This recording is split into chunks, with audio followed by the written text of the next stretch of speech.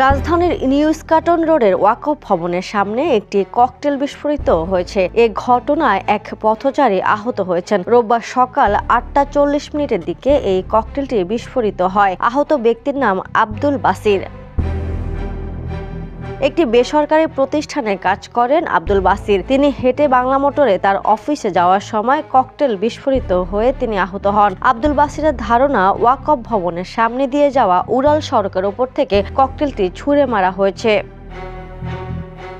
এদিকে বিচ্ছিন্নভাবে আরও বেশ কয়েকটি জায়গায় ককটেল বিস্ফোরণের ঘটনা ঘটে। এর মধ্যে মিরপুর হাতিরঝিলে ককটেল বিস্ফোরণ, মোটরসাইকেলে আগুন, ঢাকা বিমানবন্দর রেল স্টেশনে ককটেল বিস্ফোরণ, হাজারীবাগ বেড়িবাঁধে বাসে আগুন দেওয়ার মতো ঘটনা ঘটে। এদিকে বরগুনা তালতলী আঞ্চলিক সড়কে নিষিদ্ধ জেলা ছাত্রলীগ মশাল মিছিল বের করে।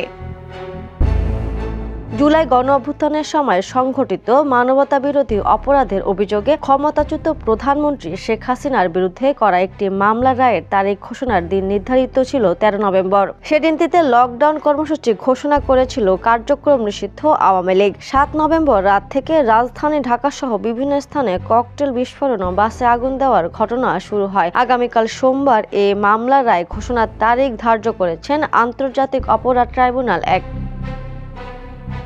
এই রায় ঘোষণাকে কেন্দ্র করেই আওয়ামী লীগ অনলাইনে আবার কর্মসূচির কথা বলছে। এর মধ্যে বিভিন্ন জায়গায় ককটেল বিস্ফোরণ ও বাসে আগুন দেওয়ার মতো ঘটনাগুলো ঘটেছে। Desk report, the news. দেশে দেশে সবার সাথে দ্য নিউজ।